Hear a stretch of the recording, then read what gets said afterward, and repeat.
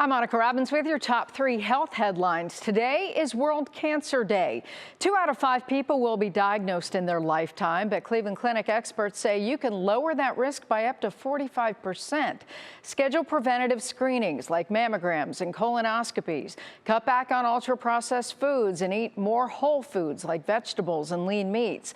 Limit alcohol. Even moderate drinking increases your risk for breast, colon, and liver cancers.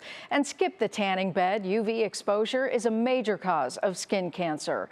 Small lifestyle changes today can make a big difference, and even better news, those who do get diagnosed, cancer treatments are constantly improving. You know, we used to only have traditional chemotherapy, and the world has changed a lot. We have exciting new immunotherapies, ways we get the immune system to fight cancers. We have exciting ways we can look at mutations in tumors and have treatments that are specific for those mutations. So whereas chemotherapy might help 20% of patients in terms of shrinkage of their tumor, some of these newer treatments might help 80% of patients. And millions of Americans living with chronic diseases like some types of cancer, diabetes, heart disease may soon benefit from more personalized medical care.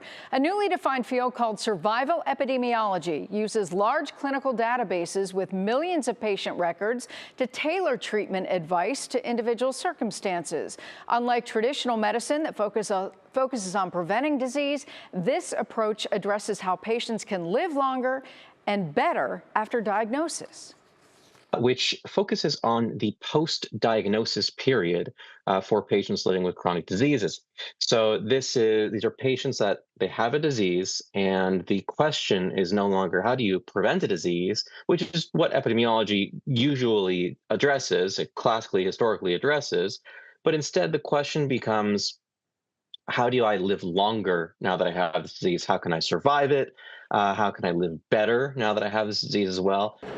The approach recognizes that health advice for preventing disease may not work for people already diagnosed. So researchers say patients should talk with their doctors about whether current health recommendations fit their specific medical situation. I'm Monica Robbins, and that's your Daily Dose.